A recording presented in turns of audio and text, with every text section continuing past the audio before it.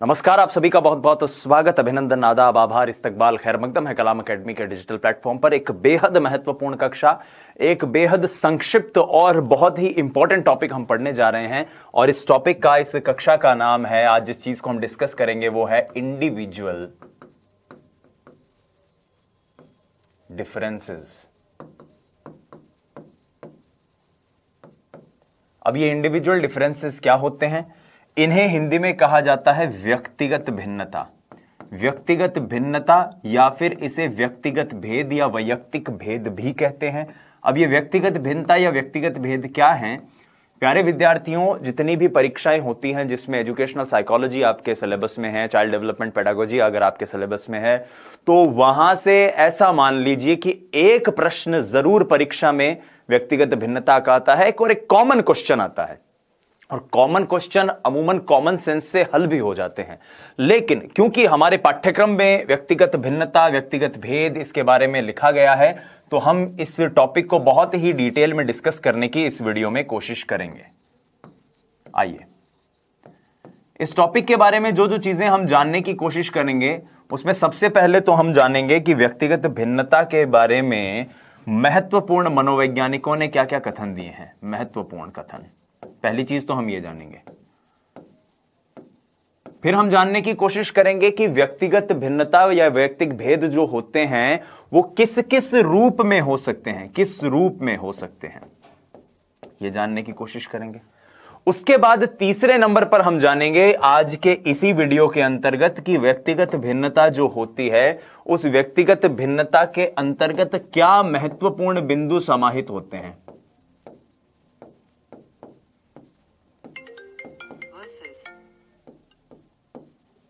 क्या महत्वपूर्ण बिंदु इसके अंदर समाहित होते हैं। और 4 नंबर पर हम जानेंगे कि शैक्षणिक निहितार्थ क्या हैं या शिक्षण में किस प्रकार से इसकी उपयोगिता है। और ये जो सेक्शन है ये आपको एज अ टीचर भी इसका उपयोग करना है अपनी कक्षाओं में। तो शिक्षण में इसकी उपयोगिता या अध्यापक की क्या भूमिका रहनी चाहिए, ये सारी चीजें इसके अंतर्गत शामिल हैं। अब ये जो बात मैं यहां पर कह रहा हूं, इसको मैं एक दूसरे तरीके से आपसे डिस्कस करने की कोशिश करता हूं। सबसे पहले शिक्षण में उपयोगिता को, एक टीचर अगर अपनी कक्षा में पढ़ा रहा होता है तो वो ये जानता है कि 30-40 विद्यार्थी अगर उसकी कक्षा में पढ़ रहे हैं तो हर विद्यार्थी अपने आप में अलग है।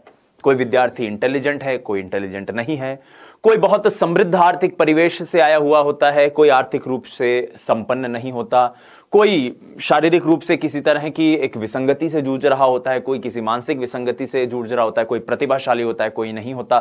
तो इन सारी विभिन्नताओं को ध्यान में रखते हुए एक शिक्षक को कैसा व्यवहार अपनी कक्षा में करना चाहिए और कैसे इन विभिन्नताओं को उसे समझना चाहिए, अंडरस्टैंड करना चाहिए, यही चीज व्यक्तिगत भिन्नता के अंतर्गत आती है। आइए अब जानने की कोशिश करते हैं व्यक्तिगत भिन्नता को। व्यक्तिगत भिन्नता के बारे में जानने से पहले हमें एक व्यक्ति के बारे में जानना चाहिए और उनका नाम होता है साथियों फ्रांसिस गाल्टन।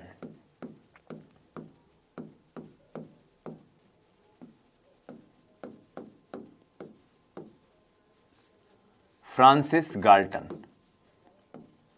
फ्रांसिस गाल्टन, जिन्हें हम वंशक्रम और वातावरण को जब हम पढ़ते हैं, समझते हैं, तो जिन्होंने जीव सांख्यिकी का जो सिद्धांत दिया था, मैथमेटिकल सिद्धांत जो दिया था वंशक्रम का, वही फ्रांसिस गाल्टन प्रसिद्ध हैं व्यक्तिगत भिन्नता के परीक्षण के लिए। उन्होंने सबसे पहले व्यक्तिगत भिन्नताओं के परीक्षण किए थे। व्यक्तिगत भिन्नताओं का परीक्षण। प्रश्न अगर ऐसे पूछ लिया जाए कि किस मनोवैज्ञानिक को व्यक्तिगत भिन्नताओं के प्रथम परीक्षण के लिए याद रखा जाए, तो उत्तर होता है साथियों फ्रांसिस गाल्टन। फ्रांसिस गाल्टन के इस स्टेटमेंट को जानने के बाद कि फ्रांसिस गाल्टन ने सबसे पहले व्यक्तिगत भिन्नताओं को समझने के प्रयास किए थे, हमें 2 और मनोवैज्ञानिकों के नाम जानने हैं। और उसमें सबसे पहला नाम आता है स्किनर का। स्किनर का यह कथन है जो आपको याद रखना है।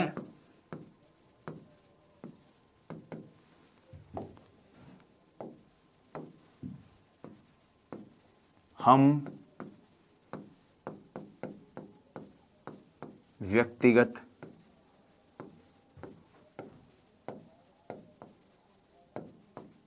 भिन्नताओं को किसी भी व्यक्ति के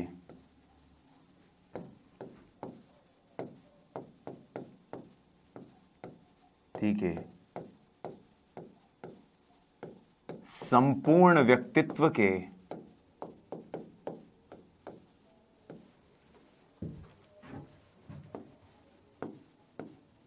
मापे जाने योग्य पहलू को सम्मिलित करते हुए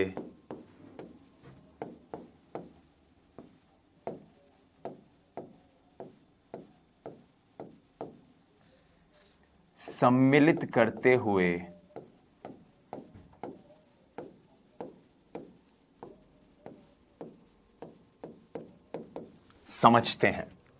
सबसे पहला कथन स्किनर का कि किसी भी व्यक्ति की व्यक्तिगत भिन्नता को या फिर वो कितना दूसरों से अलग है, यह जानने के लिए जरूरी है उसके व्यक्तित्व के किसी ऐसे पहलू के बारे में जानना जिसे नापा जा सके या मापा जा सके, क्योंकि जब आप मापेंगे तभी तो आप पता लगा सकते हैं कि यह व्यक्ति इससे थोड़ा सा अलग है। अब मान लीजिए एक कक्षा ऐसी है जिसमें सभी बच्चे एक औसत हाइट के हैं और उस कक्षा में एक बच्चा है 6 फुट का, तो आप उस हाइट के आधार पर ही तो कह पाओगे कि ये सब बच्चे जो हैं ये एक समान हाइट के हैं, जबकि ये एक बालक अलग हाइट का है और ये भी एक तरह की व्यक्तिगत भिन्नता है। तो व्यक्तिगत भिन्नता क्या है कि कोई व्यक्ति किसी दूसरे व्यक्ति से कैसे अलग हो सकता है या किसी समूह में वो बाकियों से कैसे अलग है, कैसे विभिन्न है, क्या उसके अंदर बाकी लोगों से अलग है या अंतर है उसके अंतर्गत। ठीक है, और इसको लेकर यहां पर एक और कथन हमें सुनने को मिलता है, पढ़ने को मिलता है, और वो कथन है जेम्स ड्रेवर का। ड्रेवर औसत समूह से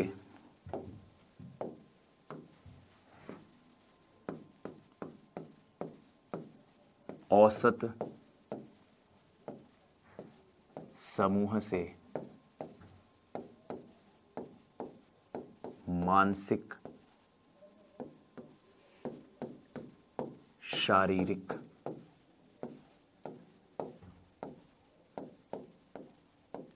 विशेषताओं के संदर्भ में औसत समूह से मानसिक शारीरिक विशेषताओं के संदर्भ में समूह के सदस्य के रूप में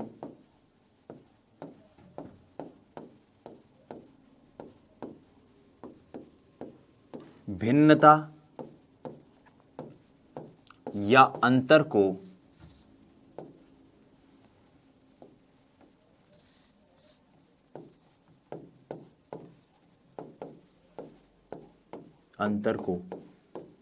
व्यक्तिगत भिन्नता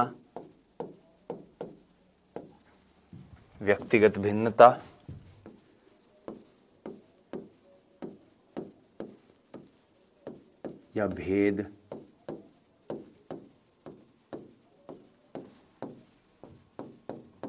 कहते हैं।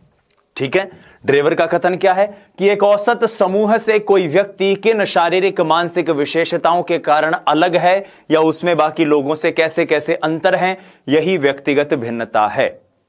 अब आइए पहले खंड को हम यहां समझते हैं। यहां से सबसे इंपॉर्टेंट जो पॉइंट बन जाता है वो हमारा बनता है फ्रांसिस गाल्टन साहब वाला। इस पॉइंट को आपको हमेशा ध्यान रखना है कि गाल्टन ही वो व्यक्ति हैं जिन्होंने वंशक्रम पर अपने परीक्षण करने के दौरान व्यक्तिगत भिन्नताओं के परीक्षण दिए थे, और गाल्टन के द्वारा दिए गए इन्हीं परीक्षणों को आधार बनाकर बाद में कई और परीक्षण देखने को मिलते हैं। अब आइए बात करते हैं विभिन्न प्रकार की व्यक्तिगत भिन्नताओं की, या व्यक्तिगत भेद के स्वरूप क्या क्या हैं, या किस किस प्रकार से व्यक्तिगत भिन्नता दृष्टिगत हो सकती है। तो किस तरह से आप व्यक्तिगत भिन्नता देख सकते हो दोस्तों। अब जो सेक्शन मैं आपको पढ़ाने जा रहा हूं, यहां से सदैव एक कॉमन क्वेश्चन बनता है, याद रखना। एक सामान्य सवाल अगर व्यक्तिगत भिन्नता का बनता है तो वो इसी चीज से बनता है, क्योंकि कोई व्यक्ति दूसरे व्यक्ति से अलग किस रूप में हो सकता है। मैं यहां पर आपके सामने 10-12 पॉइंट रखूंगा, आप उससे जानने की कोशिश करेंगे, लेकिन उसके इतर भी अगर कोई ऐसा स्टेटमेंट आ जाए आपके सामने तो आपको उसका उत्तर देने के लिए तैयार रहना है। आइए अब जानने की कोशिश करते हैं। तो पहले हेडिंग लगा लीजिए, व्यक्तिगत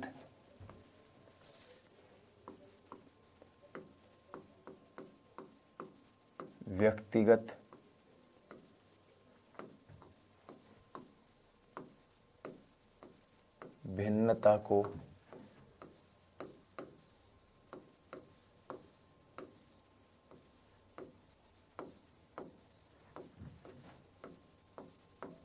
करने वाले कारक। वो कौन से कारक हैं या वो कौन से फैक्टर्स हैं जिसके आधार पर व्यक्ति दूसरे से भिन्न हो सकता है। जब भी आप ऐसी चीजों को याद करें तो सबसे पहले एक शब्द जरूर याद कीजिए और वो है आनुवांशिकता।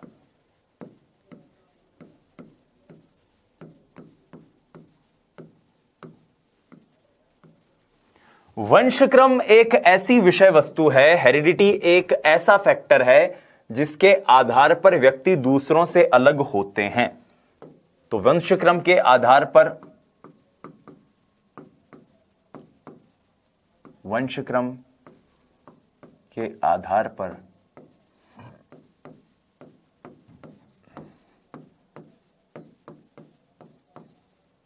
दो व्यक्ति शारीरिक व मानसिक रूप से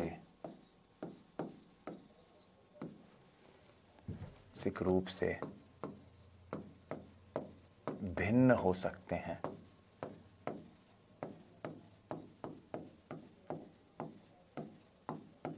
वंशक्रम के आधार पर दो व्यक्ति शारीरिक मानसिक रूप से भिन्न हो सकते हैं, पहला पॉइंट। शारीरिक मानसिक रूप से दो व्यक्ति तो अलग अलग भिन्न हो सकते हैं। जैसे मान लीजिए मैं और आप अलग हैं, लेकिन मैं अपने सगे भाई से भी काफी भिन्न हूं, आप भी अपने सगे भाई बहन से भी काफी भिन्न हैं। तो यह एक पॉइंट यहां पर और बनता है कि एक ही माता पिता की संतान, एक ही माता पिता की संतान में भी व्यक्तिगत भेद दृष्टिगत हो सकते हैं।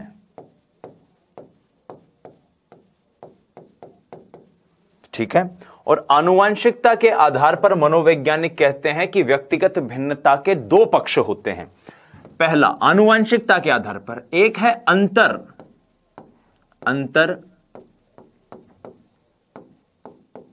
वैयक्तिक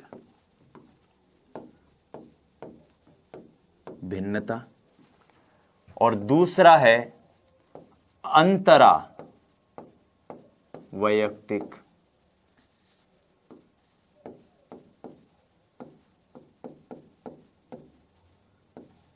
भिन्नता। अंतरवैयक्तिक भिन्नता से अभिप्राय क्या है? अंतरवैयक्तिक भिन्नता का मतलब सिंपल सा है साथियों, कि मान लीजिए कोई ए व्यक्ति है और कोई बी व्यक्ति है, तो ए व्यक्ति बी व्यक्ति से कितना अलग है। मान लीजिए मुझे चाय पीनी पसंद है, लेकिन आपको कॉफी पीनी पसंद हो सकती है। तो मैं अपने भेद के साथ आपको, एक दूसरे व्यक्ति को चेक करने की कोशिश कर रहा हूं कि मैं किसी दूसरे व्यक्ति से कितना अलग हूं, दूसरा किसी तीसरे से कितना अलग है। तो यह कैसा विभिन्नता है, यह कैसा भेद है? यह है अंतरवैयक्तिक, जहां आप दो व्यक्तियों के बीच में अंतर करने की कोशिश कर रहे हो। जबकि अंतरावैयक्तिक भिन्नता क्या होती है? जिसमें व्यक्ति स्वयं के अंदर ही भेद जानने की कोशिश करे। जैसे मान लीजिए आपको फल खाने पसंद हो सकते हैं, मुझे फल खाने पसंद नहीं है, तो यह अंतरवैयक्तिक भिन्नता है। लेकिन आपको हो सकता है फल में तरबूज खाना पसंद हो, सेब खाना पसंद नहीं हो। आपको हो सकता है नारियल खाना पसंद हो, आपको अमरूद पसंद नहीं हो। तो यह अंतरा है, क्योंकि आपने अपने अंदर कितने व्यक्तिक भेद छिपा रखे हैं, यह किससे पता चलती है? अंतरा व्यक्ति से। मैं फिर दोहरा देता हूं, अंतर व्यक्तिक जिसमें दो व्यक्तियों के बीच की भिन्नता को आप चेक कर रहे हो, और अंतरा व्यक्तिक जिसमें एक व्यक्ति के अंदर स्वयं में क्या अंतर है, क्या विभिन्नताएं हैं, क्या भेद हैं, उसको हम जानने का प्रयास करें। तो आनुवांशिकता यहां पर क्लियर होती है। इसके बाद आते हैं दूसरे पॉइंट पर, और दूसरा पॉइंट है हमारा विद्यार्थियों वातावरण। ये दो पॉइंट आप हमेशा याद रखिएगा कि वंशक्रम और वातावरण ये दोनों विकास में एक बड़ी भूमिका निभाते हैं। तो व्यक्ति का समग्र जो विकास होता है उसमें एक तरह से कह सकते हैं कि गुणनफल के रूप में वंशक्रम और वातावरण, हेरिडिटी और जो एनवायरमेंट है वो अपनी भूमिका निभाते हैं। और ऐसे में वातावरण व्यक्ति के अंदर वैयक्तिक भेद में बहुत बड़ी भूमिका निभाता है। अब वातावरण कैसा? वातावरण साथियों सामाजिक हो सकता है। कोई व्यक्ति किसी तरह के समाज से आता है, कोई व्यक्ति किसी और प्रकार के समाज से आ सकता है। वातावरण सांस्कृतिक भी हो सकता है। हम सब अलग अलग संस्कृति से आते हैं। भाई एक राजस्थान का व्यक्ति है, एक महाराष्ट्र का व्यक्ति है, एक पंजाब का व्यक्ति है, एक तमिलनाडु का व्यक्ति है। अलग अलग संस्कृति से आते हैं और इन अलग अलग संस्कृतियों के कारण उनमें व्यक्तिगत भिन्नताएं होती हैं। अलग अलग समाज से जब हम आते हैं तो हम में अलग अलग भिन्नताएं होती हैं। भौगोलिक परिवेश के कारण या भौतिक वातावरण, जिसको मैं ज्यादा बेहतर ढंग से कहूं, भौतिक वातावरण भी हम में अलग अलग तरह की व्यक्तिगत भिन्नताएं उत्पन्न करता है। तो हमारा जो भौतिक वातावरण है, जैसे मान लीजिए कोई व्यक्ति चीन से है, चाइना से है, तो उसका एक अलग ही चेहरा मोहरा होगा। कोई निग्रो है व्यक्ति तो उसका एक अलग चेहरा मोहरा होगा। राजस्थान के व्यक्ति अलग होते हैं। तो इस प्रकार से जो वातावरण है वो अपनी महत्वपूर्ण भूमिका निभाता है, और वातावरण का व्यक्ति के सामाजिक पक्ष पे, सांस्कृतिक पक्ष पे, हर तरह के पक्ष पर असर पड़ता है। व्यक्ति किस प्रकार के संवेगात्मक माहौल से आता है यह भी अपनी भूमिका निभाता है। तो संवेगात्मक परिवेश,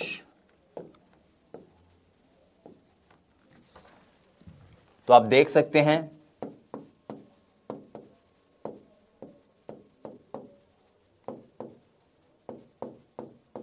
आर्थिक परिवेश एक कॉमन सी बात है। अक्सर लोग नहीं कहते कि ये तो मिडिल क्लास लोग हैं, ये हायर इनकम ग्रुप के लोग हैं। तो मिडिल क्लास लोग, एक तरह की अलग सोच होगी उनकी। अक्सर आप ऐसी बातें सुनते हो अपने आसपास के लोगों से। तो हमारी जो आर्थिक स्थिति है वो भी हमारे अंदर एक तरह की व्यक्तिगत भिन्नता उत्पन्न करती है। तो ये सब व्यक्तिगत भिन्नता को क्या करते हैं? प्रभावित करते हैं।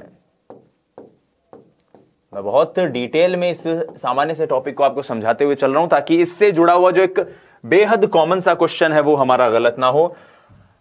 अगला व्यक्तिगत भेद हम जानने की कोशिश करते हैं।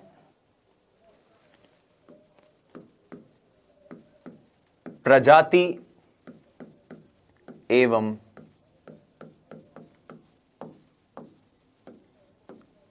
राष्ट्रीयता। हालांकि मैंने भौतिक परिवेश में इसकी बात कही थी, लेकिन ऐसा अक्सर देखा जाता है कि व्यक्ति जिस तरह की प्रजाति से आता है, जैसे मान लीजिए कोई निग्रो है, वही बात मैं फिर कह रहा हूं, कोई व्यक्ति एशियन है, एशियाई है, कोई व्यक्ति यूरोपियन है, तो उस जिस प्रजाति का वो है, जिस तरह की उसकी राष्ट्रीयता है, उसके आधार पर उसमें भिन्नता हो जाती है। तो एक सिंपल सा पॉइंट यहां पर बनता है कि प्रजाति एवं राष्ट्रीय परिदृश्य, किस तरह के देश से आप आते हो, परिवेश व्यक्तिगत भिन्नता को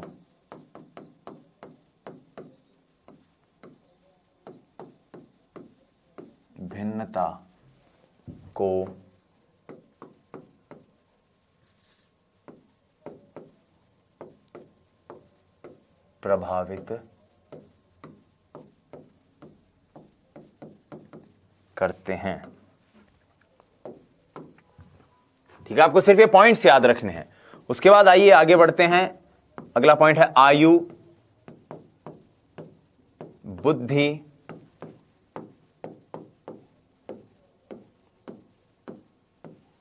परिपक्वता। आयु, बुद्धि, परिपक्वता। भाई आयु बढ़ने के साथ साथ व्यक्ति का विकास होगा। और जैसे व्यक्ति का विकास होता जाएगा वैसे वैसे उसमें भिन्नता आती जाएगी। मान लीजिए कोई एक 10 वर्ष का बच्चा है और कोई एक 25 वर्ष का बच्चा है, क्या हम इन दोनों को एक बराबर मान सकते हैं कि तराजू पर तोल सकते हैं? नहीं, दोनों में अपनी समानताएं होंगी, अपनी खूबियां होंगी, अपनी कमियां होंगी। तो इस हिसाब से आप इसे कह सकते हो कि आयु, बुद्धि, परिपक्वता, आयु में वृद्धि,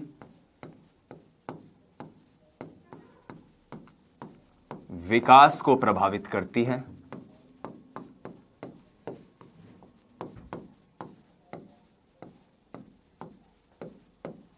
आयु में वृद्धि विकास को प्रभावित करती है। यह बुद्धि पर प्रभाव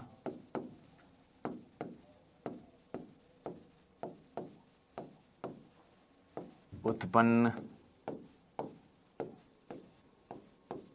यह बुद्धि पर प्रभाव उत्पन्न करती है।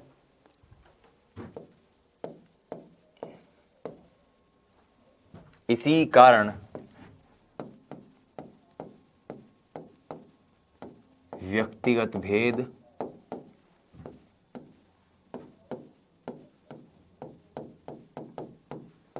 दृष्टिगत और परिपक्वता आप जानते ही हैं कि किस प्रकार से व्यक्तिगत भिन्नता, भाई परिपक्वता अगर विकास को प्रभावित कर रही है, विकास व्यक्तिगत विभिन्नता उत्पन्न कर रहा है, तो जाहिर सी बात है व्यक्तिगत भिन्नता तो है ही। जाहिर सी बात है, इसको ऐसे भी समझ सकते हैं कि एक व्यक्ति जो है वो 15 महीने का हो तब चलना शुरू कर दे, एक व्यक्ति 13 महीने का हो तब चलना शुरू करे, एक व्यक्ति 1.5 साल का हो तब चलना शुरू करे, एक व्यक्ति 11 महीने का हो तभी चलने लग जाए। तो ये सारी चीजें एक तरह से हमारी व्यक्तिगत भिन्नता पर अपना अपना असर उत्पन्न करती हैं। उसके बाद एक और व्यक्तिगत भिन्नता से जुड़ा हुआ पक्ष आ जाता है और वो है लिंग, जेंडर। दो तरह के जेंडर हम जनरली मानते हैं, पुल्लिंग, स्त्रीलिंग।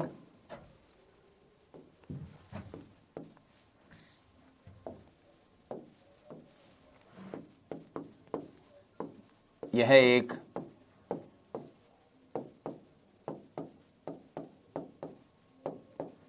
आनुवांशिक कारक है जिसके फलस्वरूप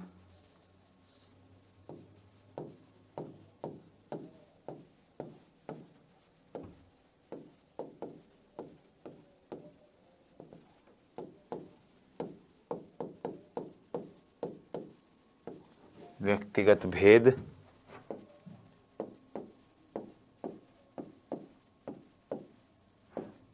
उत्पन्न होते हैं। अब पुरुष स्वभाव से उग्र होगा, कठोर होगा, सख्त होगा। महिलाएं स्वभाव से मृदुल होती हैं, कोमलांगिनी होती हैं। पुरुष शारीरिक श्रम वाले जो काम है वो बहुत तीव्रता से कर सकता है। महिलाएं जो हैं उनके अंदर संवेगात्मक स्थिरता पुरुष के मुकाबले ज्यादा होती है। तो ये जितनी भी चीजें हैं, ये सारी चीजें किसके कारण है? लिंग के कारण, जेंडर के कारण। और इसी कारण आप इसको एक व्यक्तिगत भिन्नता को प्रभावित करने वाले महत्वपूर्ण कारक के रूप में जान सकते हैं, समझ सकते हैं, महसूस कर सकते हैं। आइए अगले पॉइंट पर चलते हैं। अगला पॉइंट है हमारा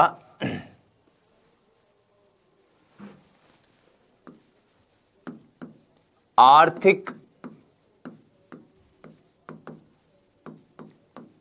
स्थिति व शिक्षा।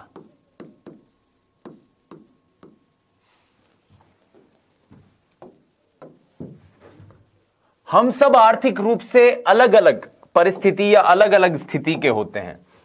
कोई व्यक्ति बहुत संपन्न आर्थिक परिवेश से आता है, कोई बहुत सहज सरल आर्थिक परिवेश से आता है, और उसके उस आर्थिक परिस्थिति का असर उसके व्यक्तित्व पर भी पड़ता है। भाई कोई अगर बहुत ज्यादा पैसे वाला व्यक्ति होगा तो जाहिर सी बात है वो पैसों को खर्च करने में या नई सुख सुविधाओं का भोग करने में बहुत सहज होगा, और उसने उन सारी सुविधाओं को भोगा होगा, और इस सुविधाओं को लेने के कारण, उनका यूज करने के कारण उसके अंदर उन चीजों के बारे में जानकारी होगी जो कि हम मान लीजिए अगर सामान्य परिवेश के आते हैं, सामान्य आर्थिक स्थिति के आते हैं तो हमें नहीं पता होगी। अब जैसे हमारे मान लीजिए ग्रामीण परिवेश के कुछ लोग हैं जो अब जिनकी आर्थिक स्थिति ऐसी नहीं है, तो वो हो सकता है हवाई जहाज का उपयोग ना कर पाए, और कुछ जो शहरी परिवार के हैं वो कर लें। गांव में अगर मान लो आर्थिक स्थिति इतनी अच्छी ना हो तो लोग अपने संतान को पढ़ा नहीं पाए, और संतान पढ़ नहीं पा रही है तो उनके अंदर वो ज्ञान नहीं है। जबकि कुछ परिवारों के अंदर अगर उनकी आर्थिक स्थिति अच्छी है तो वो बच्चों को बहुत बेहतरीन शिक्षा दे सकते हैं, अंग्रेजी की शिक्षा दे सकते हैं, टेक्निकल एजुकेशन दे सकते हैं, शहरों में विदेशों में पढ़ा सकते हैं। तो इसका मतलब आर्थिक स्थिति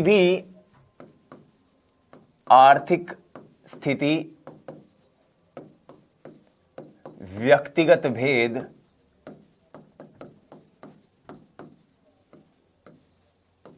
भेद उत्पन्न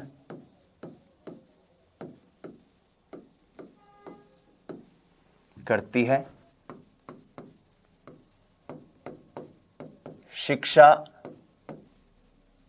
एक प्रमुख कारक है जिसके कारण व्यक्तिगत भिन्नता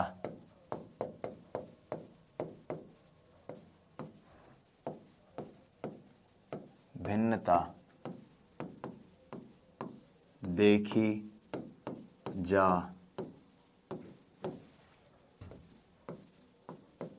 सकती है।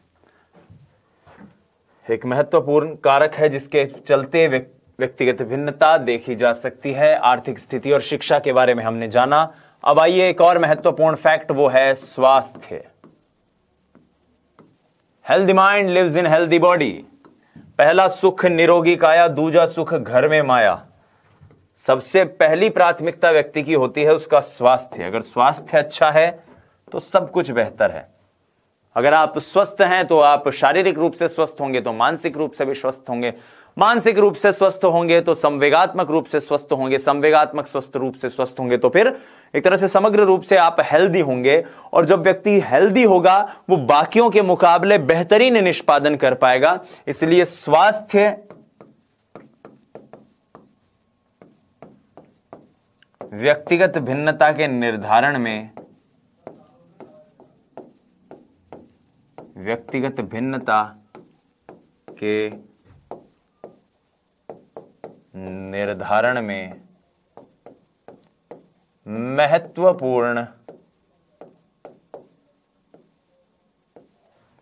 भूमिका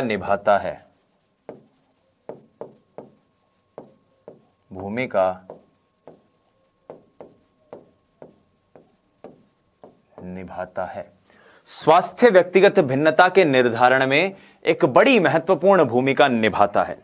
स्वास्थ्य के बाद जो इंपॉर्टेंट चीज आती है यहां पर कि भाई स्वास्थ्य अगर व्यक्ति का अच्छा होगा तो उसमें मोटर एक्टिविटीज करने की योग्यता भी होगी। एक तरह से मान सकते हैं, चीजों को आप लिंक करने के लिए मान लीजिए। हालांकि स्वास्थ्य में और गत्यात्मक योग्यता में डायरेक्टली कोई संबंध नहीं है, प्रभावित जरूर स्वास्थ्य व्यक्ति गत्यात्मक योग्यता को करता है। सबसे पहले जानने की कोशिश करते हैं गत्यात्मक योग्यता आखिर होती क्या है। तो गत्यात्मक योग्यता का मतलब है मोटर एक्टिविटी।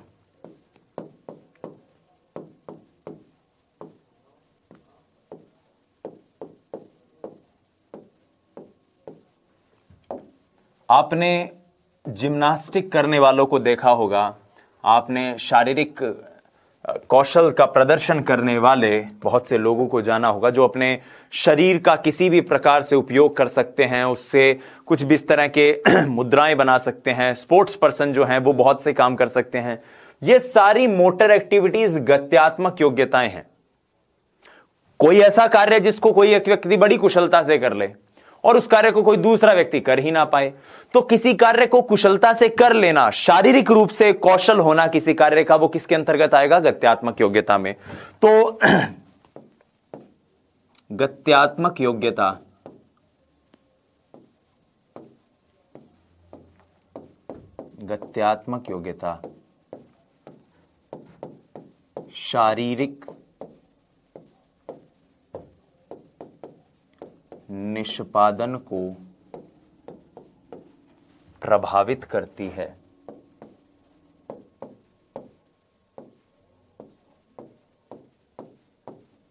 और शारीरिक निष्पादन को प्रभावित करती है। इसका सिंपली मतलब यह निकलता है कि जिस व्यक्ति में गत्यात्मक कौशल होगा वो बाकियों के मुकाबले किसी काम को और बेहतर कर सकता है, और इसलिए गत्यात्मक योग्यता की वजह से भी व्यक्तिगत भिन्नताएं दृष्टिगत हो सकती हैं। आइए आगे बढ़ते हैं। आगे एक पॉइंट हमें मिलता है, वो है पृष्ठभूमि का। पृष्ठभूमि, पृष्ठभूमि का मतलब होता है बैकग्राउंड। पृष्ठभूमि,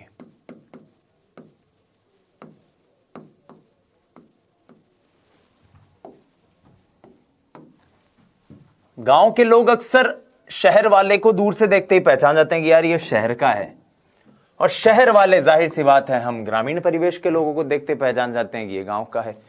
क्यों? क्योंकि जिस प्रकार के बैकग्राउंड से हम आते हैं वो चाहे सामाजिक हो, वो चाहे जातिगत हो, वो चाहे आर्थिक हो, उसके आधार पर हम में बहुत सी चीजें आ जाती हैं सिर्फ और सिर्फ इस बैकग्राउंड के कारण, इस पृष्ठभूमि के कारण। तो हमारा जो बैकग्राउंड है, हमारी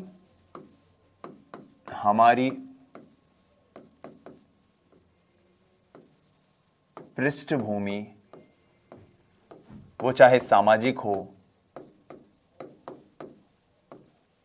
चाहे वो पृष्ठभूमि जातिगत हो, चाहे वो पृष्ठभूमि हमारी भौगोलिक हो, ठीक है, हमारे व्यवहार और निष्पादन को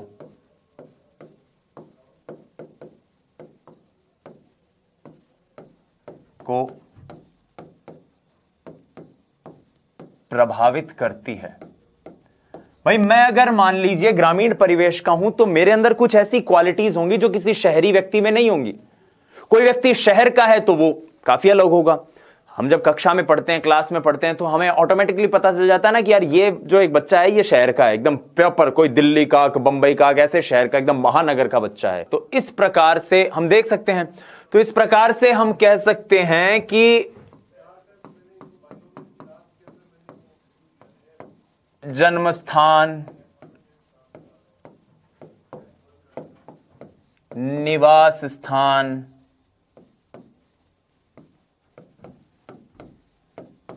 जाति, क्षेत्र, ये सब किसी भी व्यक्ति की जो व्यक्तिगत भिन्नता है उसको प्रभावित करते हैं। यानी कि इन सब के आधार पर कोई व्यक्ति पृष्ठभूमि के तौर पर दूसरे से अलग हो सकता है। फिर आइए बात करते हैं मानसिक विकास की। व्यक्ति के मानसिक विकास से जुड़े हुए जितने भी पक्ष होते हैं उनके आधार पर व्यक्ति दूसरों से अलग होते हैं। तो मानसिक विकास को मैं मानसिक कौशल के नाम से संबोधित कर रहा हूं।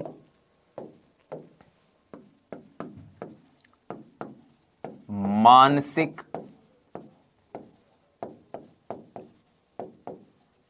कौशल के आधार पर व्यक्तिगत भिन्नता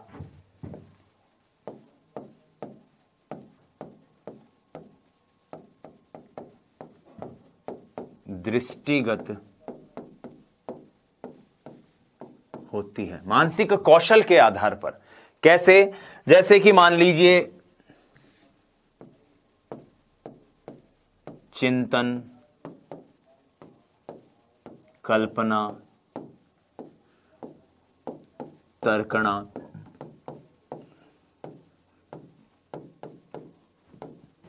सृजनात्मकता आदि। ये जितनी भी चीजें हैं, स्मृति कौशल इसके अंतर्गत आ सकता है, निर्णयन की क्षमता आ सकती है। तो मानसिक कौशल जैसा भी है या व्यक्ति का मानसिक विकास जैसा भी है, वो सभी किसी न किसी रूप में व्यक्तिगत भिन्नता पर अपना असर उत्पन्न करते हैं। मानसिक विकास से जुड़े हुए जितने भी पक्ष हैं वो व्यक्तिगत भिन्नता को प्रभावित करेंगे। तो हेडिंग भी आप कुछ इसी तरह से इसको परिवर्तित कर लीजिए, मानसिक विकास से संबंधित बिंदु, वो सारे बिंदु जो व्यक्ति के मानसिक विकास से जुड़े हुए हैं वो किस प्रकार से व्यक्तिगत भिन्नता को प्रभावित करते हैं। अब आइए संवेगात्मक स्तर की बात कर लेते हैं।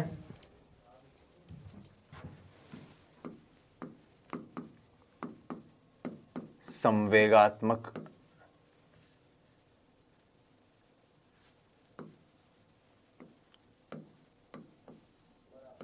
पक्ष।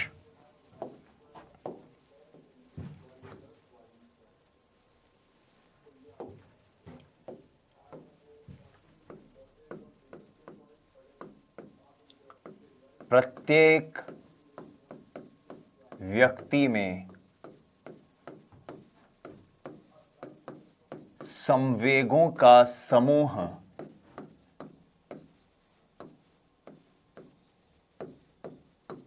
दूसरे व्यक्ति से भिन्न होता है,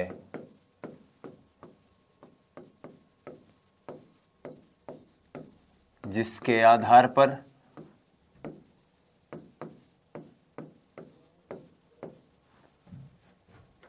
वैयक्तिक भिन्नता या व्यक्तिगत भिन्नता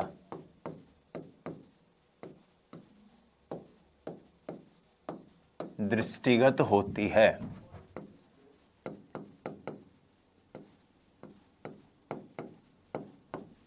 भाई कोई व्यक्ति ज्यादा गुस्सैल है, कोई व्यक्ति कम गुस्सैल है, कोई शर्मीला ज्यादा है, कोई ज्यादा शर्मीला है, किसी को डर नहीं लगता, किसी को ज्यादा डर लगता है, कोई बहुत अपनत्व से भरा हुआ है, बहुत ज्यादा बहिर्मुखी है, कोई बहुत अंतर्मुखी है। तो ये सारे संवेगात्मक पक्ष जो हैं ये भी व्यक्तिगत भिन्नता को प्रभावित करते हैं, क्योंकि इनके आधार पर भी हम व्यक्तिगत भेद देख पाते हैं। उसके बाद आती है कुछ विशेष योग्यताएं। हर व्यक्ति में दूसरे व्यक्ति से कुछ अलग योग्यताएं होती हैं, जो किसी में होंगी, किसी में नहीं होंगी। अब क्रिकेट तो सभी खेलते हैं, तेंदुलकर हर कोई थोड़ी बन सकता है। गाना तो हर कोई गाता है, लता मंगेशकर हर कोई नहीं बन सकता। पढ़ाई और देश के प्रति, अपने काम के प्रति लगन तो सब में है, लेकिन कलाम साहब या डॉक्टर B.R. अंबेडकर बाबा साहब जैसा व्यक्ति हर कोई नहीं बन सकता। तो इसलिए ये कुछ विशेष योग्यताएं हर व्यक्ति में होती है, भगवान की दी हुई होती हैं, जो उसे सामान्य योग्यताओं के बावजूद, सामान्य रूप से योग्यताएं तो सब में है, लेकिन उसमें जो उसकी विशेष योग्यताएं हैं वो विशेष योग्यताएं उसे दूसरों से अलग कर देती हैं। तो प्रत्येक व्यक्ति की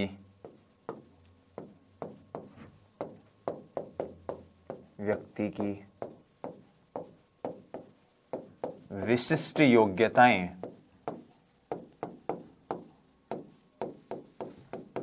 उसे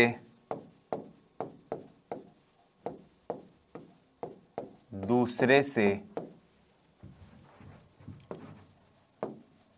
अलग बनाती है।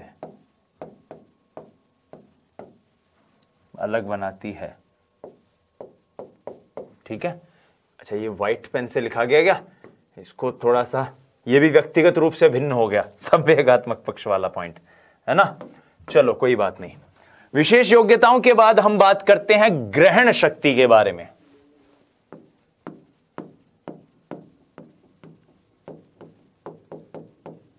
ग्रहण शक्ति, मनोवैज्ञानिक अध्ययन क्या बोलते हैं कि हर व्यक्ति के अंदर चीजों को ग्रहण करने की जो शक्ति है वो दूसरों से अलग है। ठीक है। ग्रहण कौशल या शक्ति के आधार पर व्यक्तिगत भिन्नता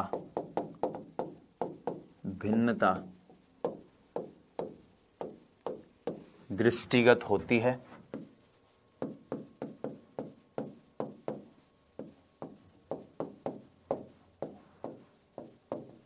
ठीक है। और अंतिम पॉइंट जो सबसे महत्वपूर्ण पॉइंट है, क्योंकि इन सभी योग्यताओं का समूह जो है एक तरह से व्यक्ति के व्यक्तित्व का निर्धारण करता है, तो व्यक्तित्व के स्तर पर भी व्यक्ति एक दूसरे से भिन्न हो सकते हैं। किसी का व्यक्तित्व कैसा हो सकता है, किसी का व्यक्तित्व कैसा। अगर व्यक्तित्व व्यक्तिगत भिन्नता को प्रभावित करने वाला कारक नहीं होता तो हम पिछली वीडियोस में व्यक्तित्व के प्रकार नहीं पढ़ते, टाइप थ्योरी, ट्रेट थ्योरी। भाई टाइप थ्योरी को जब अपन पढ़ते हैं तो हम पढ़ते हैं, हिपोक्राइट्स कहते हैं कि कुछ लोग में पीले पित्त की प्रधानता होती है, कुछ लोगों में काले पित्त की प्रधानता होती है। तो जब ये प्रधानता होती है इसका मतलब पहले वाला व्यक्ति दूसरे वाले से अलग है। कुछ अंतर्मुखी है, कुछ बहिर्मुखी है, यानी अंतर्मुखी अलग है, बहिर्मुखी अलग है। कुछ आपके एक्टोमॉर्फिक है, कुछ एंडोमॉर्फिक है, कुछ मीजोमॉर्फिक है, तो ये भी एक दूसरे से अलग है। तो जो हम अलग अलग कहने की ही बात कह रहे हैं इसका मतलब व्यक्तिगत भिन्नता तो है ही। तो व्यक्तिगत भिन्नता के या व्यक्तित्व के स्तर पर भी व्यक्तिगत भिन्नता होती है। व्यक्तित्व के स्तर पर व्यक्तिगत भिन्नता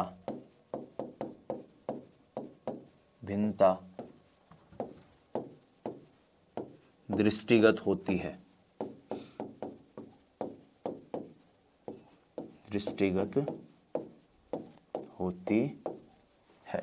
ठीक है, व्यक्तित्व के स्तर पर भी व्यक्तिगत भिन्नता दिखाई दे सकती है। तो ये कुछ पॉइंट हमने व्यक्तित्व से जुड़े हुए, माफ कीजिएगा, व्यक्तिगत भिन्नता से जुड़े हुए देखे।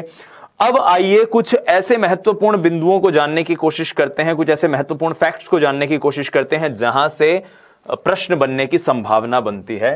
तो लिखिए यहां पर हेडिंग महत्वपूर्ण बिंदु।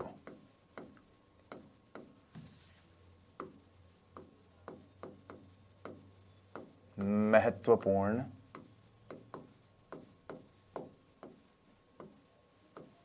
बिंदु। पहला इंपॉर्टेंट पॉइंट यहां पर बनता है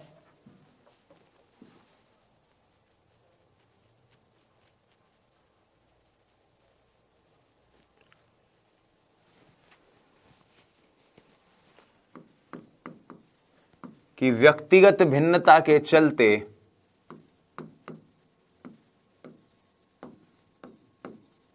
भिन्नता के कारण व्यक्ति में विभिन्न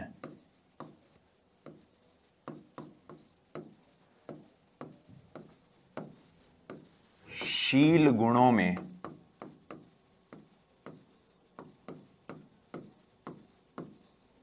विचलनशीलता या विभिन्नता, जिसको हम अंग्रेजी में कहते हैं वेरिएबिलिटी,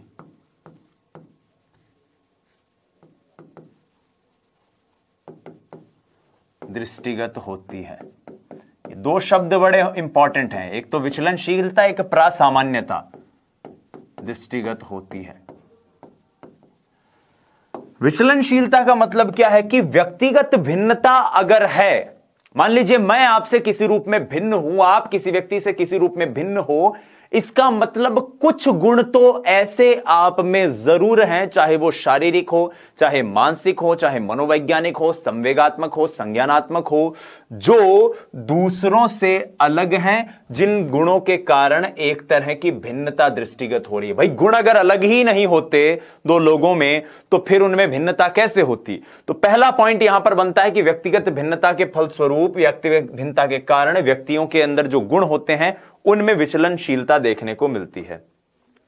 दूसरा पॉइंट वो भी इतना ही इंपॉर्टेंट है और वो कहता है कि व्यक्तिगत भिन्नता के कारण प्रासामान्यता दृष्टिगत होती है। व्यक्तिगत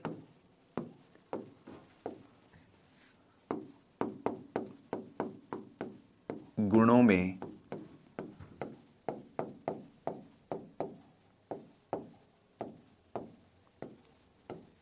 प्रासामान्यता यानी नॉर्मैलिटी का भाव होता है, नॉर्मैलिटी का भाव होता है। जब हम बुद्धि लब्धि को पढ़ते हैं तब इस बात का हम जिक्र भी करते हैं, और बहरहाल मैं बता दूं कि इसका मतलब क्या है। इस नॉर्मैलिटी या प्रासामान्यता का मतलब यह है कि अगर एक वर्ग में, यानी कि 100 लोगों के एक समूह में अगर आप किसी भी गुण की व्यक्तिगत भिन्नता को नापें तो बहुत कम लोग ऐसे होंगे जिनमें वो गुण बहुत कम होगा और बहुत कम लोग ऐसे होंगे जिनमें वो गुण बहुत ज्यादा होगा।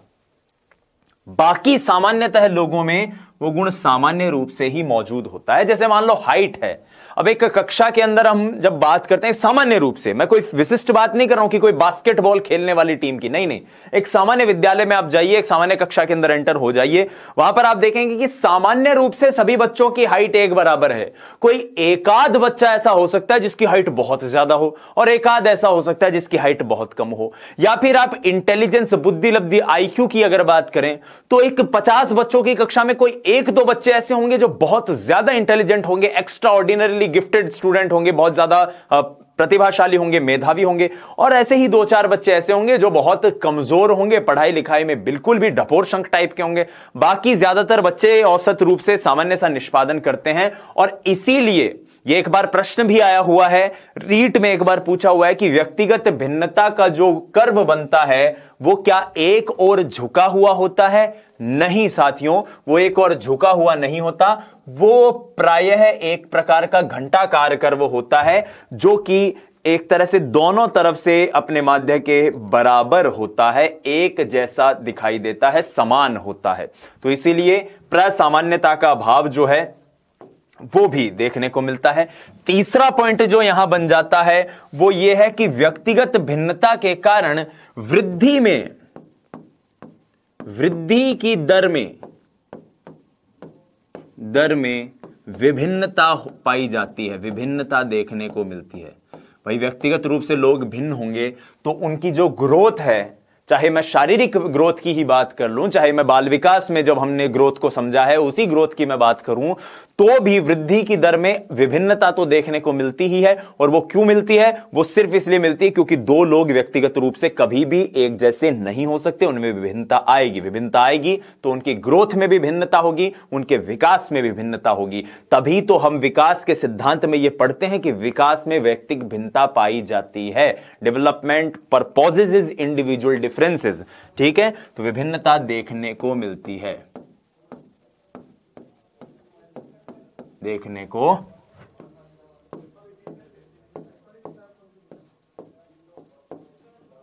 मिलती है। वृद्धि में जब विभिन्नता देखने को मिलती है तो मैं यह भी कह सकता हूं कि व्यक्ति अगर किसी रूप से भिन्न है, कोई व्यक्ति शारीरिक रूप से कमजोर है, कोई नहीं है, कोई मानसिक रूप से कौशल से युक्त है, कोई नहीं है, कोई बहुत इंटेलिजेंट है, कोई नहीं है, तो जाहिर सी बात है इस व्यक्तिगत भिन्नता का असर उस व्यक्ति के अधिगम पर भी पड़ेगा। भाई कोई अगर इंटेलिजेंट बच्चा है तो कक्षा में आप जो पढ़ाओगे फटाक से याद कर लेगा, और आपने मान लो उसको पढ़ाया और वो इंटेलिजेंट नहीं है ना, वो देख तो रहोगे कि क्या पढ़ा रहे मास्टर जी, समझ में को नहीं आ रहे हो।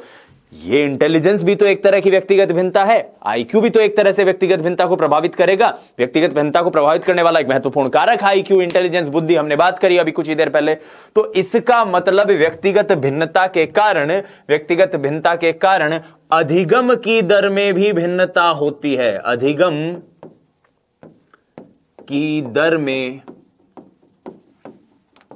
भिन्नता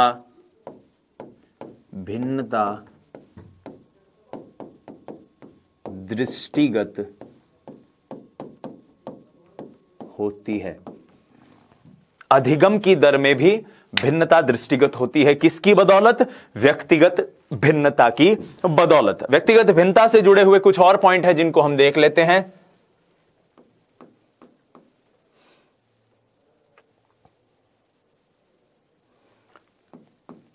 व्यक्तिगत भिन्नता में इंपॉर्टेंट पॉइंट है, यह परीक्षा में भले ही पूछा ना जाए लेकिन एज अ टीचर आपको इस पॉइंट का जरूर याद रखना है। व्यक्तिगत भिन्नता में एक शील गुण का अंतर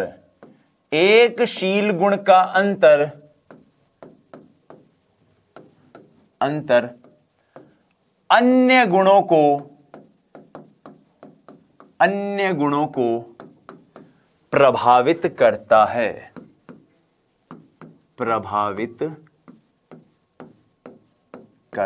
है। मान लीजिए कक्षा में एक बच्चा है जिसकी हाइट बहुत कम है, क्या आप कह सकते हैं कि उस बच्चे की हाइट कम है, इस बात का कभी भी उसके ऊपर मनोवैज्ञानिक असर नहीं पड़ेगा, वो 1% भी हीन भावना से अपनी कक्षा में ग्रसित नहीं होगा? नहीं ना।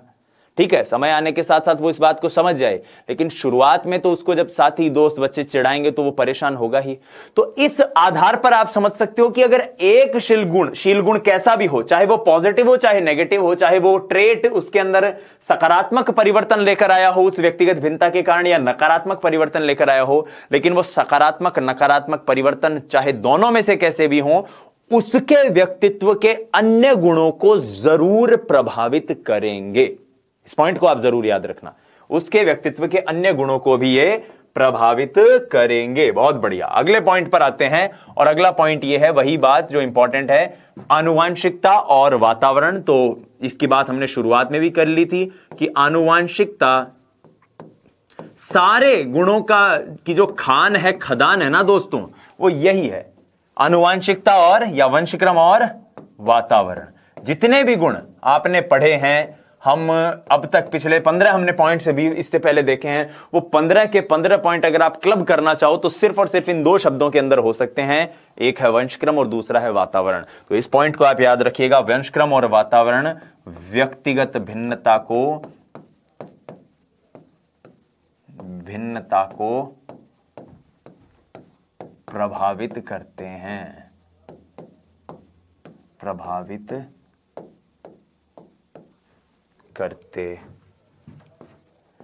बस इतना सा पॉइंट है। ये कुछ महत्वपूर्ण बिंदु हैं। इसके अलावा भी अगर कोई प्रश्न में ऐसा कोई महत्वपूर्ण बिंदु आपके सामने आए तो मुझे पूरा भरोसा है कि आप उसे जरूर कर पाएंगे। अब एक क्वेश्चन मैं आपसे पूछूं, यह क्वेश्चन आया हुआ भी है कि दो व्यक्ति हमेशा समान हो सकते हैं, क्या हो सकते हैं? कन्फर्मली नहीं हो सकते, क्योंकि कोई ना कोई गुण तो ऐसा होगा जो दोनों को एक दूसरे से अलग कर देगा। क्या समान बुद्धि लब्धि, क्योंकि गुण तो एक जैसे हो सकते हैं, गुणों का समूह अलग अलग हो सकता है। दो लोगों की मान लो बुद्धि लब्धि एक जैसी है, एक की बुद्धि लब्धि भी IQ 120 है, दूसरे की भी 120 है, यानी सामान्य से बहुत ऊपर है, अच्छे बच्चे हैं, इंटेलिजेंट बच्चे हैं। क्या इसके बावजूद दोनों के जो निष्पादन होंगे, एग्जाम में जो परफॉर्मेंस होगी, वो बिल्कुल एक जैसी हो सकती है? नहीं, कोई भी और ऐसा कारण हो सकता है जो उनके परफॉर्मेंस को अलग अलग कर दे। अलग अलग हो भी, एक जैसी हो भी सकती है, लेकिन आप कंफर्म नहीं कह सकते।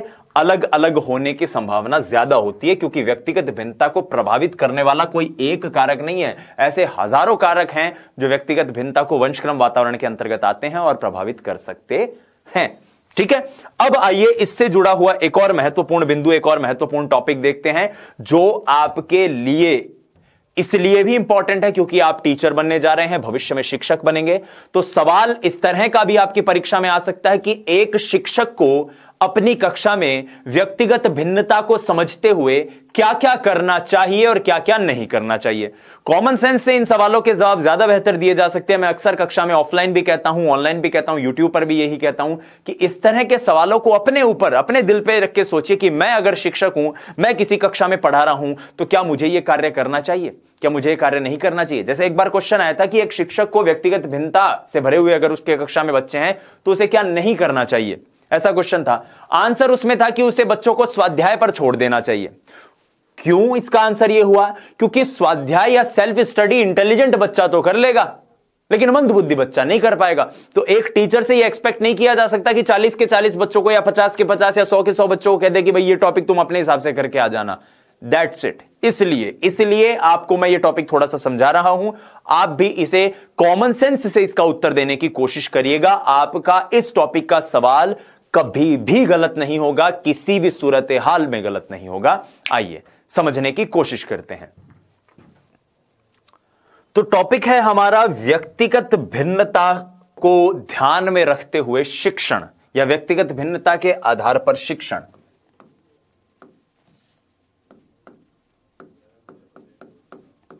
व्यक्तिगत भिन्नता के आधार पर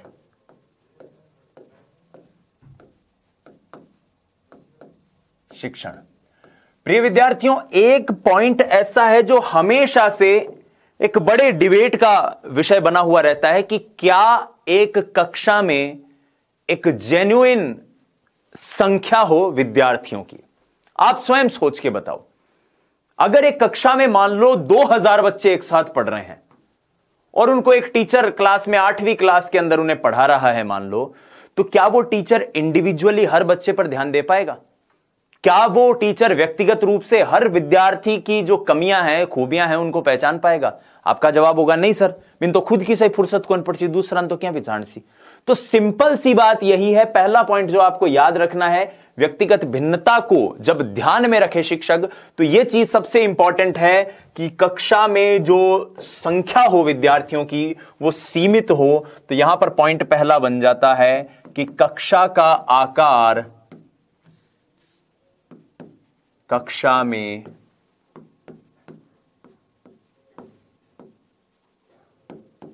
विद्यार्थियों की संख्या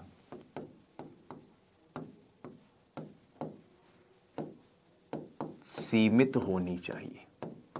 सबसे इंपॉर्टेंट बात, जब तक विद्यार्थी इतने नहीं होंगे कि वो टीचर उस कक्षा में बैठा हुआ इंडिविजुअली हर विद्यार्थी को ध्यान में दे सके, तब तक वो टीचर जो है वो व्यक्तिगत भिन्नता के आधार पर अध्यापन नहीं करवा सकता। पहली चीज तो मान लो ये चीज भी हो गई। इसके बाद आती है महत्वपूर्ण बात, पाठ्यक्रम निर्माण की। आपने अक्सर ऐसा देखा होगा और अपने विद्यालय जीवन में भी इस चीज का अनुभव किया होगा, या जो आप जैसे आप कलाम के जो टॉपिक्स को पढ़ते हैं, टेस्ट सीरीज को देखते हैं, तो आपको लगता है कि यार शुरू में 2-4 क्वेश्चन तो इतना सरल हो है कि मन में कर लिया, और फिर धीरे धीरे ज्यां ज्यां आगे पढ़ता जाओ नवी क्वेश्चन जगह कल्डा होता जा रहा है।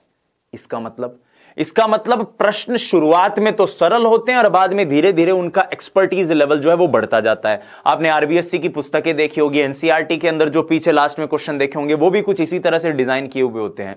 वो इस तरह से डिजाइन क्यों किए हुए होते हैं? वो इस तरह से इसलिए डिजाइन किए हुए होते हैं, उस पाठ्यक्रम को इस तरह से इसलिए निर्धारित किया हुआ होता है कि पाठ्यक्रम का निर्धारण करने वाली समिति यह जानती है कि इस पाठ्यक्रम को पढ़ने वाले विद्यार्थी केवल सारे इंटेलिजेंट ही नहीं होंगे, कुछ सामान्य विद्यार्थी भी हो सकते हैं, कुछ सामान्य से कम बुद्धि लब्धि के भी हो सकते हैं। ऐसे में हर विद्यार्थी को उसे पढ़ते हुए प्रेरित अनुभव करना जरूरी है। ऐसा ना हो कि वो पहले क्वेश्चन को देखते उसे लगे कि ये मैं क्या पढ़ रहा हूं, ये मुझे तो कुछ आता ही नहीं है। तो धीरे धीरे उसे सरल तरह के क्वेश्चन दो, तो जो इंटेलिजेंट होगा तो वो तो सारे अच्छे कर लेगा, और जो इंटेलिजेंट नहीं होगा वो हो सकता है कि शुरुआत के 8-10 क्वेश्चन अच्छे करे और उसके बाद उसे डिफिकल्टी आनी शुरू हो जाए, तो उसे समझ में आ जाए कि मैं अभी इतना अच्छा हूं और अभी इतना % मेरे अंदर कुछ कमी है। यानी मान लो ऐसे हो सकता है कि 60% तो मैं बेहतर हूं और अभी 40% मुझे अपने निष्पादन में और सुधार की जरूरत है। तो यहां पर इंपॉर्टेंट ये पॉइंट बनता है कि पाठ्यक्रम का निर्धारण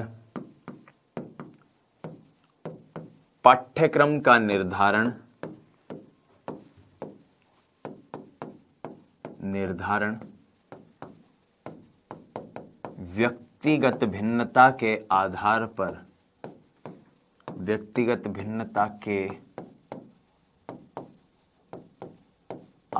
पर होना चाहिए। व्यक्तिगत भिन्नता के आधार पर पाठ्यक्रम का निर्धारण होना चाहिए। आगे बढ़ते हैं। छात्रों की आवश्यकताओं को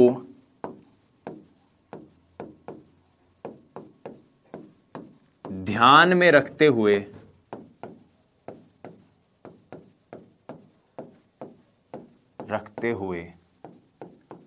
शिक्षण विधि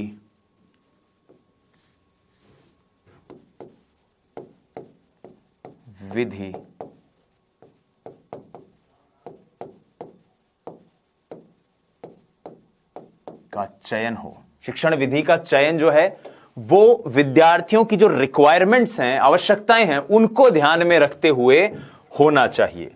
सबसे इंपॉर्टेंट बात। आगे बढ़ते हैं।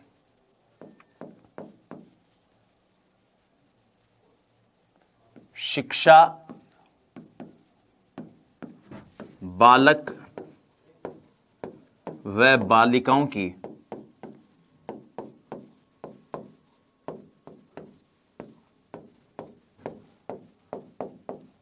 रुचि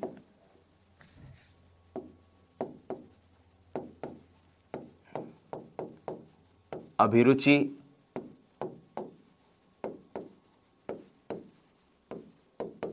अभिवृत्ति के अनुसार हो।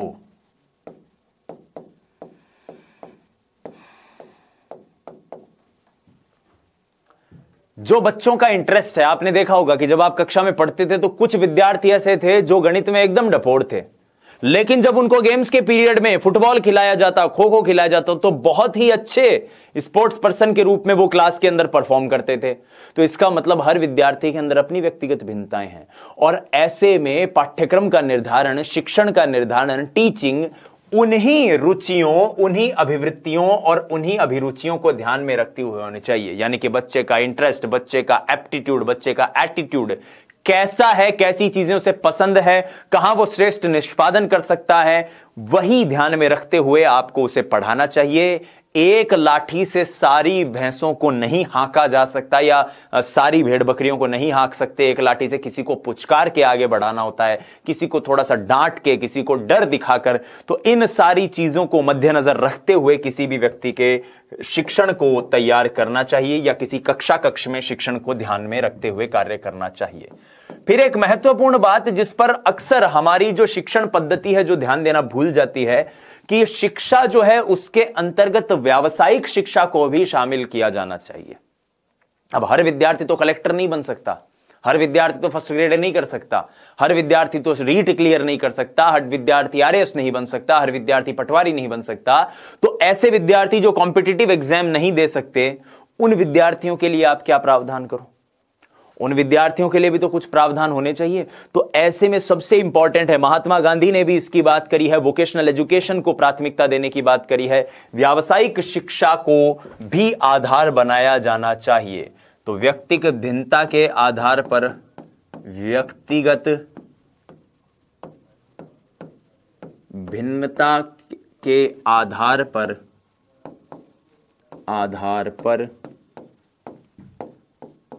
व्यावसायिक शिक्षा दी जानी चाहिए, व्यक्तिगत भिन्नता के आधार पर। और सबसे इंपॉर्टेंट जो इसके अंदर पॉइंट है वो ये, इस पर एक बार प्रश्न आया हुआ भी है, कि गृह कार्य जो बच्चे को आप दे रहे हो, गृह कार्य जो भी बच्चे को दे रहे हो, वह बालक की या विद्यार्थी की, गृह कार्य बालक की योग्यता, क्षमता, परिपक्वता, रुचि पर आधारित हो। जो एक बालक की योग्यता है, एक क्षमता है। अब एक चौथी क्लास में पढ़ने वाला बच्चा, उसके अंदर क्षमता ही नहीं है कि वो 15-16 घंटे तक केवल लिखने का काम कर सके, और उसको मान लो आप ऐसा गृह कार्य दे दो, तो ये गलत है। आपको जो गृह कार्य का निर्धारण है, गृह कार्य जो बच्चे को दिया जाना है, वो उसकी रुचि, उसकी क्षमता, उसकी जो कौशल है, उसके ऊपर आधारित हो। तो गृह कार्य। फिर एक और इंपॉर्टेंट पॉइंट जो हमें मिला था वो था व्यावसायिक शिक्षा का। फिर रुचि, अभिवृत्ति और अभिरुचि के अनुसार बालक को शिक्षा दी जानी चाहिए, उसकी बात कही थी हमने। उसकी आवश्यकताओं को ध्यान में रखते हुए शिक्षण विधि के चयन करने की बात कही थी हमने। पाठ्यक्रम के निर्धारण में व्यक्तिगत भिन्नता की बात की थी, और कक्षा में हमने विद्यार्थियों की संख्या के सीमित रखने की बात कही थी।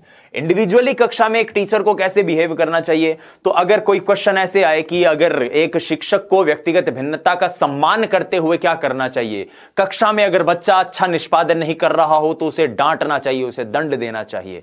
नहीं, ऐसा नहीं करना चाहिए, क्योंकि हो सकता है वो बच्चा इसलिए निष्पादन अच्छा नहीं कर पा रहा हो क्योंकि वो इंटेलिजेंट नहीं हो, उसको धीरे से समझ में आता, उसके अधिगम की दर जो है, विभेदीय दर जो है वो कम हो बाकी विद्यार्थियों के अनुसार। तो इसका सम्मान उस टीचर को करना चाहिए और उस बच्चे को और प्रोत्साहित करे, मोटिवेट करे, सकारात्मक पुनर्बलन, धनात्मक पुनर्बलन दे, जिसके जरिए वो व्यक्ति और बेहतरीन निष्पादन कर सके। तो इस तरह के कॉमन सेंस से जुड़े हुए सवाल अगर कि टीचिंग कैसी होनी चाहिए, टीचर को कैसा होना चाहिए, ऐसे सवाल अगर आए तो मुझे पूरा भरोसा है कि आप इन सब बिंदुओं को ध्यान में रखते हुए उन प्रश्नों के उत्तर जरूर दे पाएंगे। बहरहाल आइए इस कक्षा में में हमने जो भी चीजें जानी व्यक्तिगत भिन्नता से जुड़ी हुई, उन्हें एक बार समझने की कोशिश करते हैं। पहले स्किनर का कथन हमने देखा था। पहला पॉइंट तो यही था कि गाल्टन साहब ने व्यक्तिगत भिन्नता पर सबसे पहले परीक्षण किए थे। स्किनर कहते हैं व्यक्तिगत भिन्नता व्यक्ति के किसी भी संपूर्ण व्यक्तित्व के मापे जाने वाले पहलू को सम्मिलित करते हुए समझी जा सकती है। ड्रेवर कहते हैं कि औसत समूह से मानसिक शारीरिक विशेषताओं के संदर्भ में समूह के सदस्यों के रूप में भिन्नता या अंतर को व्यक्तिगत भिन्नता या व्यक्तिगत भेद कहते हैं। ये आनुवांशिकता के आधार पर हो सकती है, वातावरण के आधार पर, प्रजाति राष्ट्रीयता के आधार पर, आयु बुद्धि परिपक्वता के आधार पर, लिंग के आधार पर, आर्थिक शिक्षा के स्थिति के आधार पर, शिक्षा के आधार पर, स्वास्थ्य के आधार पर, गत्यात्मक योग्यता के आधार पर, फिर पृष्ठभूमि के आधार पर, मानसिक विकास के आधार पर, संवेगात्मक पक्ष के आधार पर, विशेष योग्यता के आधार पर, ग्रहण शक्ति के आधार पर और व्यक्तित्व के आधार पर। फिर कुछ महत्वपूर्ण बिंदु देखे थे जिसमें हमने जाना कि विचलनशीलता भी इसके अंतर्गत आती है, प्रासामान्यता भी होती है, यानी कुछ एक कक्षा में सामान्य ही स्तर पर व्यक्ति होंगे, बहुत अच्छे स्तर पर भी बहुत कम लोग होंगे और बहुत बुरे स्तर पर भी बहुत कम लोग होंगे, और इसके कारण वृद्धि की दर में हमें भिन्नता देखने को मिल सकती है, अधिगम की दर में भिन्नता देखने को मिल सकती है, और एक व्यक्तिगत भिन्नता का असर उस व्यक्ति के अन्य गुणों पर भी पड़ता है। आनुवांशिकता और वातावरण ही वो दो प्रमुख पहलू हैं जो व्यक्तिगत भिन्नता को प्रभावित करते हैं। उसके बाद हमने व्यक्तिगत भिन्नता के आधार पर शिक्षण को देखा था कि संख्या सीमित हो छात्रों की, पाठ्यक्रम का निर्धारण उसी आधार पर हो, आवश्यकताओं को ध्यान में रखते हुए शिक्षण विधि का चयन हो, बालक बालिकाओं की रुचि अभिरुचि अभिवृत्ति के अनुसार शिक्षा हो, व्यक्तिगत भिन्नता के आधार पर व्यावसायिक शिक्षा को दिया जाना चाहिए और गृह कार्य बालक की योग्यता, क्षमता और परिपक्वता और रुचि के आधार पर हो। बहुत बहुत धन्यवाद। जय हिंद, वंदे मातरम। स्वस्थ रहिए, मस्त रहिए, अपनी तैयारी में व्यस्त रहिए। नमस्कार।